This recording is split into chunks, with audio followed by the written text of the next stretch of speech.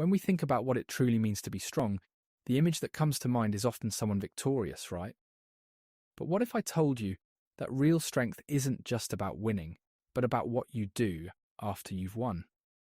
Imam Ali once said, and I love this, "When you overpower your enemy, reward your victory with forgiveness." It's such a profound idea, how passing up revenge can actually show who has the real strength of character. Forgiveness isn't just an act of kindness, it serves as a powerful statement of nobility and self-control.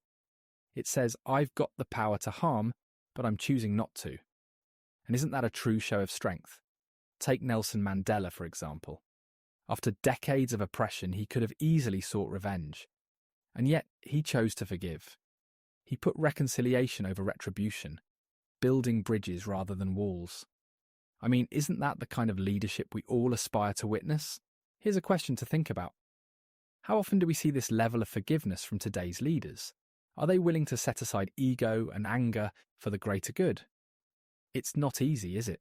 And honestly, that's where the real challenge lies, navigating that inner conflict between wielding power and showing compassion. Holding on to anger is easy. Letting it go, that's the uphill journey. Why does mercy often feel harder than facing our adversaries head on? It reminds me, actually, of a situation at a company I worked with once. A department leader had every reason to retaliate when a team member made an oversight that was costly. But instead they chose understanding. They sat down, worked through the issue, and learned from it together. The result? That team became not only stronger, but more loyal. It's a perfect example of strength in forgiveness creating trust. And you know, forgiveness isn't just a personal virtue. In leadership, it's essential. Mahatma Gandhi, for instance, rooted his entire philosophy of peace in this idea. He used forgiveness not as a sign of weakness, but as a way to foster collective harmony. And it worked.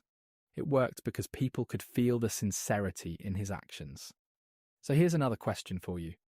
Can forgiveness actually cultivate not only loyalty, but also that deeper sense of shared purpose among people? When you think about it, it's not just about letting something go, but about building something stronger in its place. But there's this fascinating paradox, isn't there? Justice and forgiveness. Two ideas that seem to be pulling in completely opposite directions. And yet, when we see them work together, that's where the magic happens. Think about this. When a leader chooses to exercise clemency at a moment of triumph, what are they really doing? They're redefining victory. It's no longer just about defeating someone. It becomes about elevating everyone involved, showing humanity, and maybe even inspiring change. There's this case I read about recently, a historical ruler who chose forgiveness to stabilize their kingdom. Instead of clamping down with fear after a rebellion, they extended mercy to the rebels. And in doing so, they not only avoided further uprising, but also gained the loyalty of a community that would have otherwise remained hostile. Isn't that extraordinary? What's interesting is how forgiveness can be more than a personal virtue. It becomes a political strategy, one that breaks cycles of revenge. I mean, how often have we seen conflicts drag on for generations because no one took that first step toward forgiveness?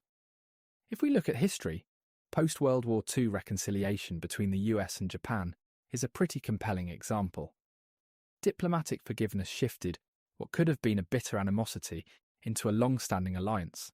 Imagine the courage it took to focus on rebuilding bonds rather than holding on to grudges. It's not easy, is it? And then there's the personal growth aspect. When we forgive, aren't we basically saying, I'm not going to be defined by this anger or hurt anymore? It's almost like the act frees you as much as it benefits the other person. You know, there's this story from my own community.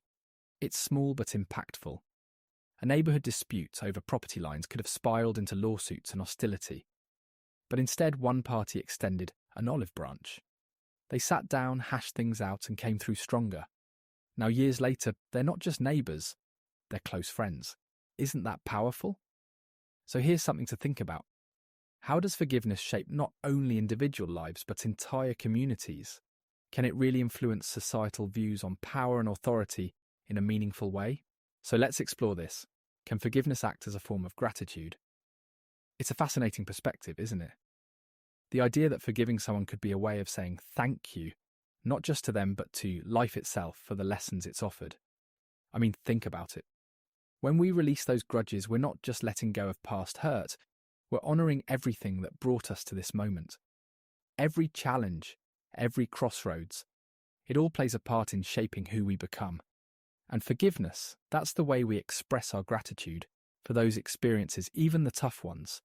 There's this beautiful practice in some cultures where celebratory moments like victories are marked with gestures of goodwill towards former rivals. It's the ultimate sign of grace. How amazing would it be if we embraced that more universally? Here's a question to sit with. How often do we pause to thank those, even indirectly, who've sharpened us through conflict? It's such a powerful acknowledgement of our shared humanity, don't you think? And at a daily level, forgiveness can start small.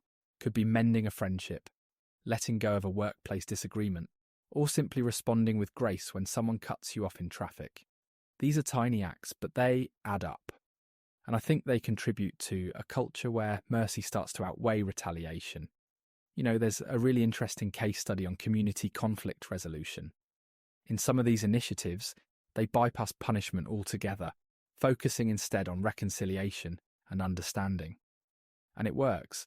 These programs actually show lower recurring conflicts because, at their core, people feel heard and respected. Isn't that the kind of change we need in the world? And then there's the bigger picture. How forgiveness ties into leadership and education. Imagine a world where we teach kids that forgiveness isn't a weakness, but a strength. That it takes courage and emotional intelligence to extend that hand of grace. Some schools are already weaving empathy and conflict resolution into their curricula.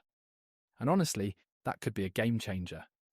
So here's where I want to leave you today. Forgiveness and gratitude aren't just nice ideas, they're transformative forces.